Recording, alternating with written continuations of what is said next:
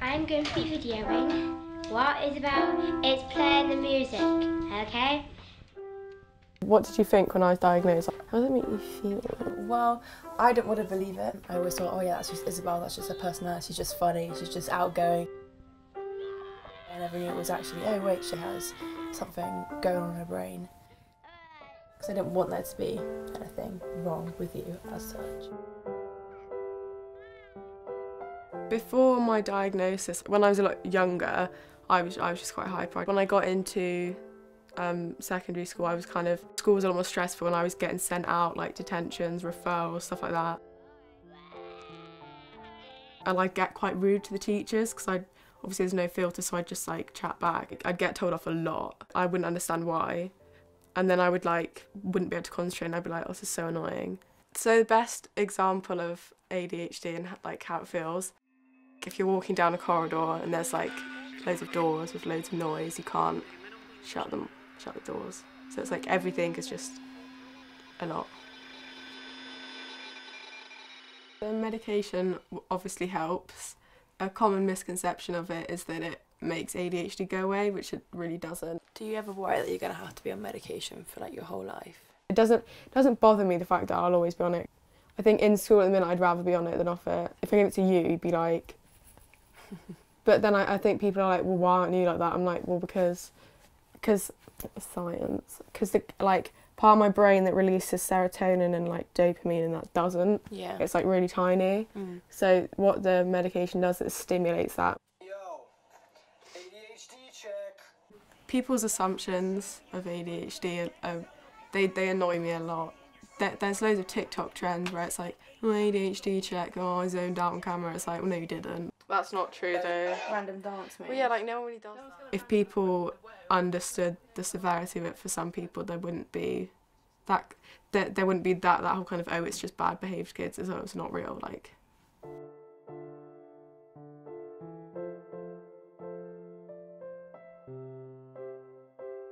Your brain's kind of moving all the time at a fast pace.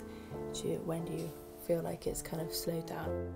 I feel like a lot of the dance I do is obviously ballet, so that's got to focus on technique a lot. Parts of it can be a sort of release of energy, because obviously there's a lot of energy in me, because like in school I'm sat down all the time.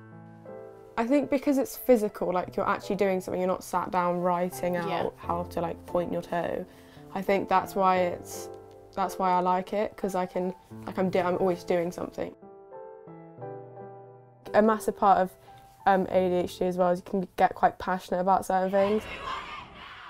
How about the climate marches? I would say that's more of a release, because that's like, I get to shout. Yeah. And like, it's a place where I can be really passionate about like what I believe in. It's really good.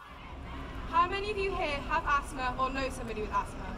Well, 1 in 11 people are suffering from asthma, but yet again we are being betrayed by the older generation.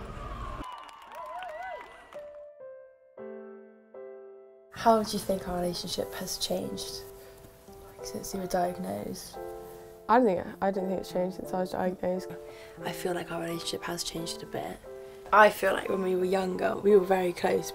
We wore the same clothes, we liked most of the same things, and we'd run around, we make our own video stars and on our VTech cameras, we make our own little movies.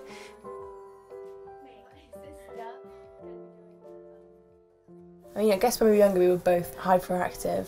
Yeah, but I was on another level. I thought we were on the same level. It was just kind of over time, that tight bond kind of did separate a bit. I can do that so much better now. Yeah, that ADHD right there, go back.